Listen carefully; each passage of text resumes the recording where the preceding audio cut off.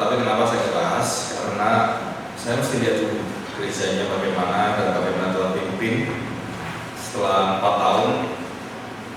tahun ini baru Tuhan buka jalan untuk masuk dalam lebih khusus yang menggerakkan seluruh gereja dan jemaat dalam satu visi yang sama dan misi yang sama.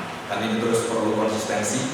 Jadi selama 4 tahun saya di sini, saya bersyukur dengan para hamba Tuhan bahwa kita mengadakan pembinaan itu dikhususkan untuk peristiwa berjemaat, karena sebagai hamba Tuhan kita diberi hak dan kuasa oleh Tuhan untuk memberi makan para jemaat dan semua hamba Tuhan, bukan hanya saya gitu ya. Nanti kedepannya, karena ini merupakan satu pelatihan pembinaan training itu, jadi jemaat nanti diminta juga mengajar hal ini yang sama. Jadi menyebarkan ini, nanti kalau kita buka pos, kita buka pelayanan, awal-awalnya adalah menjelaskan tentang ini.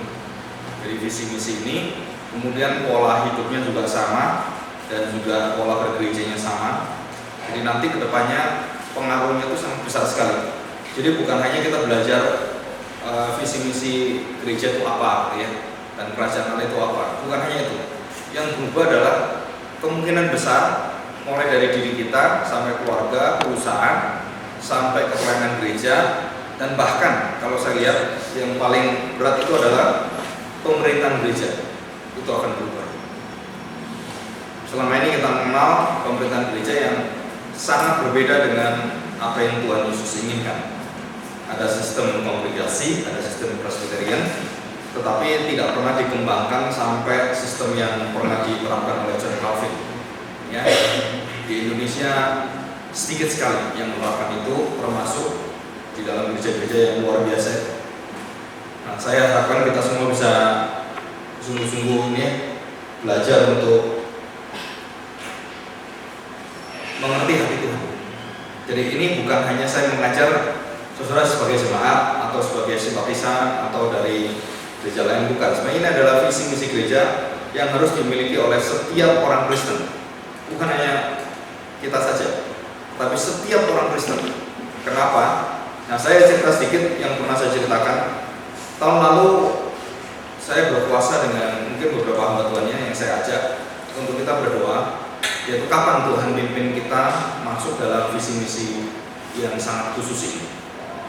Jadi sebenarnya sangat umum, tetapi karena sangat khusus, karena gereja kita punya visi misi berbeda yang dulu sebelum saya kesini. Dan itu kemudian dirombak total dengan visi misi baru dan semuanya diganti yang baru. Dan itu perlu juga pengorbanan yang besar sekali. Nah, selama 40 hari dalam puasa tahun 2009 dan kemudian ditambah 10 hari di bonus 3 hari, jadi 53 hari sampai kepada Pentakosta. Ya. Jadi yang bertahan tinggal saya sendiri. Yang 40 hari ada beberapa orang ikut. Terus kemudian ada bonus 3 hari.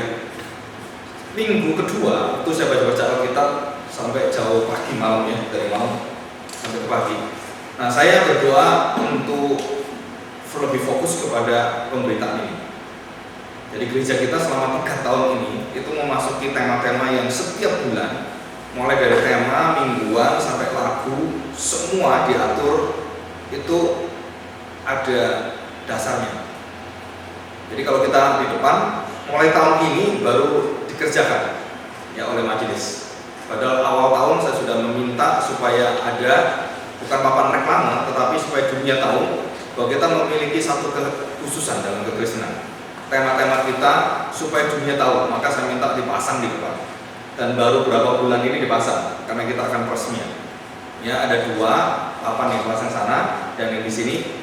Kemudian ada papan satu lagi nanti dipasang secara umum gitu ya. Nah, itu ada bulan-bulannya. Nah, kita bersyukur. Kenapa? Itu tema semua itu dari firman Tuhan. Dari apa ini? Inti daripada pengajaran kerajaan Allah. Nah, apa itu pengajaran kerajaan Allah? Nanti kita pelajari. Jadi satu persatu, dan saya tidak mau loncat-loncat ya. Jadi kita fokus satu sampai itu selesai. Jadi kalau sampai nggak selesai pun nanti berlanjut. Jadi kenapa? Karena ini penting sekali. Sudah ditinggalkan gereja lebih kurang 500 tahun. Sekali lagi, sejak zamannya John Calvin dan Puritan yang di Amerika tema ini sudah ditinggalkan gereja secara umum dan tidak pernah diajarkan lagi. Yang kedua, yang jadi perhatian yang lebih menggenaskan itu adalah banyak buku-buku kerajaan Allah yang sekarang ada di toko-toko buku Kristen, tetapi ada tetapinya, Pak. Ujung-ujungnya itu adalah untuk kemuliaan diri sendiri. Ya, dari beberapa gereja, pendeta-pendeta untuk saya satu persatu saya lihat, pertama kali bukunya bagus, lama-lama membangun kerajaannya sendiri, kerajaan gerejanya sendiri, terus kerajaannya, nama keluarganya sendiri, termasuk kerajaan nama pribadinya sendiri. Jadi rajanya itu siapa? Saya. Ya ini maafnya ada gangguan. Ini harusnya suruh berhenti dulu, nggak boleh nyalain, nggak muska. Rajanya suruh pindah aja.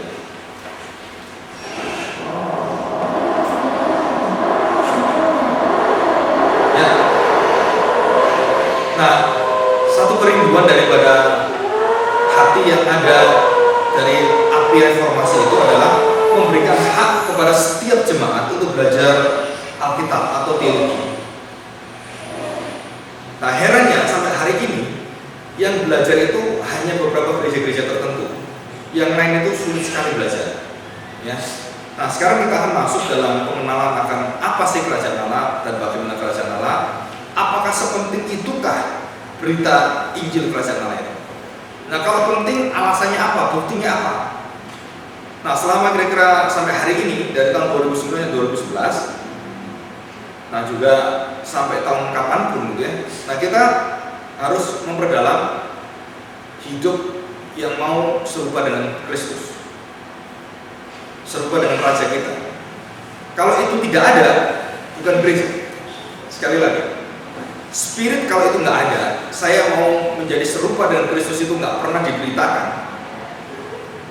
Jadi sama seperti Allah kita gitu ya, karena diciptakan kita serupa dengan Allah. Kalau itu tidak ada, maka gereja itu tidak pernah ngerjain apa-apa. Dan itu langkah awal itu. Pintu awal aja belum dibuka, bagaimana saya bisa masuk pintu yang lebih dalam lagi?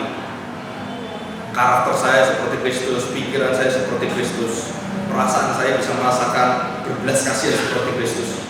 Nah, tahun ketiga dalam tema-tema yang kita buat itu masuki perasaan Kristus.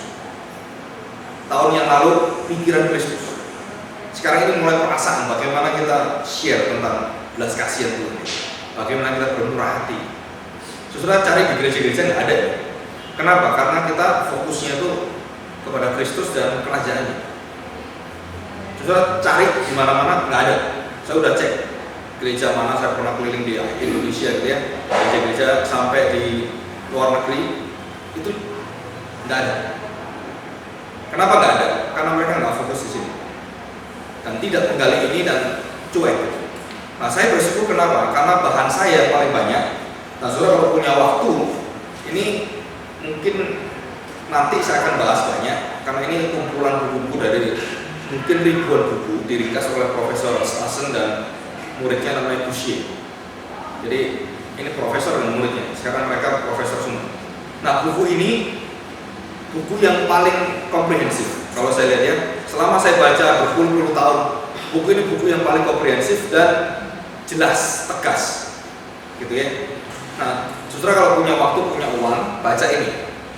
Kalau bisa tahun ini kita membahas tentang etika Kristen atau etika kerajaan Allah, bukan etika biasa, etika yang harus dianut dan kita lakukan. Dan nggak gampang nih, saudara. Kalau tidak ada kuasa Tuhan, saudara nggak akan bisa lakukan ini. Dan ini lebih daripada Mario Teguh, lebih daripada motivator yang lain. Dan saya banyak lihat motivator Kristen juga hancur semua di sana. Ya, seringkali kita harus tahu bahwa kalau kita kembali pada kebenaran, prinsip-prinsip kerajaan Allah itu menjungkir balikan semua cara hidup kita. Di situ. Jadi kita belajar. Kalau itu kita lakukan, saudara, kita memiliki satu kuasa di dalam pemberitaan itu akan mengubah zaman, arah daripada gereja. Nah, itu yang saya doakan. Jadi beberapa teman nanti yang bergabung, saya harapkan bukan hanya belajar secara teori, tetapi juga mau hidup seperti firman Tuhan. dan mau menyampaikan pada teman-teman, keluarga kita semua, dan khususnya pada gereja-gereja yang sekarang ini ada, ya. Jadi saya harapkan saudara nanti kita akan belajar bersama-sama. Nah, kita akan buka terlebih dulu ya. Saya kasih tema besarnya adalah kerajaan Allah adalah kerajaan Kristus. Ya, ada istilahnya itu di situ. Nah, fokus daripada kerajaan Allah itu adalah seluruh umat atau rakyatnya atau umatnya. Artinya itu sebagai people dan jemaatnya, umat, ya. Saudara, kita diarahkan hidup kita itu cuma satu fokus, satu arah, tidak ada yang lain. Saya baru baca bukunya Jonathan Edwards juga sama. Jonathan Edwards, John Wesley, John Whitefield, Spurgeon, semua tokoh-tokoh Alkitab, yang tokoh-tokoh sejarah misi, sejarah gereja, semua fokus yang diberkati adalah satu pribadi yang mereka beritakan. Dan saya juga berusaha, panggilan saya, saudara kalau mendengar khotbah saya atau pengajaran, selalu fokusnya nanti Kristus. Setiap khotbah saya pasti bawa nama itu. Kenapa? Karena saya takut kalau nanti nama yang lain yang disembah orang, bukan nama Kristus atau nama saya sendiri, ya, yang disembah dipuja-puja. Nah, itu bahaya sekali. Nah, kita harapkan kita belajar. Jadi fokusnya adalah visi gereja dan seluruh daripada hidup kita. Fokusnya semua itu cuma satu. Kemana fokus itu cuma satu? Fokusnya hanya kepada Kristus Sang Raja. Jadi bukan yang lain. Jadi hanya Kristus dan tidak ada yang dituju. Jadi gereja itu kepalanya Kristus dan semua hidupnya adalah Kristus, dan tidak ada yang boleh kita beritakan selain Kristus. Jadi bisa ngerti ya. Jadi sekarang saya mengajar, saya memberitakan dalam firman Tuhan, saya memberitakan apapun, ujungnya semua pemberitaan itu adalah memuliakan, mengagungkan Kristus. Kalau itu tidak terjadi, berarti gereja itu bukan tubuhnya. Bisa ngerti ya? Jadi kalau sekarang saya memuja kebaikan gitu ya, atau kebenaran, atau teori-teori gereja, atau teori-teori yang pengajaran-pengajaran, atau malaikat yang kita sembah, atau malaikat yang kita puji, itu semua bukan tubuh Tuhan. Tubuh Kristus itu cuma satu kepalanya. Gerakan, kerinduan, semua cuma satu. Nah, ini yang saya ingin kita semua mengerti. Jadi mulai dari orang-orang yang menggerakkan dunia, menggerakkan gereja yang luar biasa, mereka pasti bertemu dengan Kristus. Jadi mulai dari tokoh-tokoh yang sejarah yang baru, yang sekarang ini mulai kita lihat banyak anak muda yang keluar dan pemuda-pemuda yang dipakai Tuhan. Nah, saya lihat gerakannya apakah dia mencintai Kristus. Kalau itu sudah tidak ada dan mereka memaparkan tentang keistimewaan gerejanya atau teologianya mereka atau pengajaran mereka dan tidak pernah memberitakan Kristus, itu sama dengan zaman-zaman dulu. Jadi kita bukan mengagungkan gereja kita, kita bukan mengagungkan ajaran kita, kita hanya mengagungkan satu, yaitu Kristus. Ya, jadi fokus keluarga saya, suami istri Kristus, anak saya dengan papa, mama papa dengan anak Kristus. Gereja juga sama, dan sampai kita bermasyarakat juga sama. Nah, saudara, kalau di situ kita lakukan semua dengan sungguh-sungguh, maka di situ ada timbul suatu kuasa yang luar biasa. Kuasa apa? Yaitu menjadi anak-anak kerajaan Allah, menjadi anak-anak terang, menjadi anak-anak garam. Itu luar biasa sekali ya. Itu nanti kita pelajari. Oke, kerinduan-kerinduan ini ada. Dan yang pertama, sudah perhatian terbaik. Ini visi misi ini adalah visi misi gereja yang kita anut. Bukan visi misi lokal gereja Gloria atau GKM Gloria, bukan. Ini visi misi adalah seluruh gereja Tuhan harus seperti ini. Tidak mungkin tidak. Ya, tidak mungkin tidak. Yang pertama, visi gereja adalah Kristus. Visi kita. Nah, misinya apa? Nah, banyak orang ingin menjadikan ini, ingin gereja jemaatnya menjadi ini, terus apa gitu ya, terus mengabarkan Injil. Betul, saudara, itu misi. Tetapi misi yang sesungguhnya, kalau kita pelajari baik-baik dari penciptaan sampai akhir zaman, itu cuma satu misinya. Apa misi Tuhan? Menciptakan kita dan melahirkan kita. Jadi dua kali menciptakan kita dalam daging dan rohnya itu, dan menciptakan kita yang jatuh dalam dosa di dalam kuasa Roh Kudus. Cuma satu tujuan, menciptakan dalam daging adalah menciptakan kita serupa dengan Allah. Kejadian 1, 2:28. Jadi manusia diciptakan tujuan hidup manusia supaya sama dengan siapa? Serupa dengan Allah sendiri. Nggak ada yang lain. Tidak mungkin serupa dengan binatang. Tidak mungkin kita serupa dengan kera, nggak mungkin. Nah, setelah kita jatuh dalam dosa, terus kemudian dilahirkan, kita harus serupa dengan siapa? Nah, kita tuliskan serupa dengan Sang Juru Selamat yang dikasih salib. Jadi Yesus waktu lahir sampai dia mati, seluruh teladan pekerjaan, terus pengajaran dan hidup dia, itulah hidup saya. Kalau saya nggak mau ikut hidupnya Kristus, saya bukan muridnya dia, saya bukan umatnya. Wah, susah Pak, nggak mau ikut seperti Tuhan. Saya nggak mau disalib Pak. Ya, disalib kayak gitu, nggak mau jadi orang Kristen. Nah, saudara, arti salib bukan fisik kayak ini Tuhan Yesus, bukan. Tapi kadang-kadang Tuhan izinkan kita juga disalib, seperti Petrus dan beberapa rasul, atau anak-anak Tuhan dibakar gitu ya, atau disiksa, dianiaya, diizinkan oleh Tuhan. Tapi nggak semua orang Kristen seperti itu yang tertentu. Dan Tuhan kasih kekuatan yang luar biasa tertentu. Nah, kita mau ikut hidup Kristus itu. Mulai dari cara dia menyikapi orang berdosa, semua kita lakukan. Nah, itu misi kita adalah menjadi seperti atau segala rupa dengan Kristus. Jadi misi orang Kristen cuma satu, visi orang Kristen cuma satu. Nggak ada yang lain.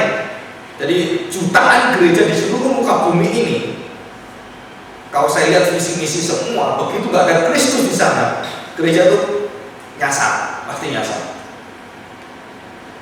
Ya, mau menjadikan jemaat yang cinta gereja pasti salah. Kenapa? Karena nggak diajar di Alkitab kamu cinta gereja. Kalau gereja arti sesungguhnya betul, gereja itulah Kristus tubuhnya, betul. Bukan gereja fisiknya, organisasinya, bukan. Nah, ini pengertian ini kita harus dapatkan gitu ya. Nah, ayat-ayat yang ada Roma 9 nanti kita baca ya sambil jalan. Roma 9, Galatia, 2 Korintus, 1 Korintus pasal 2. Nah, ini kita akan baca. Kerinduan Paulus sebenarnya apa? Nanti lebih dalam lagi di halaman selanjutnya gitu ya. Nah, coba kita baca dulu.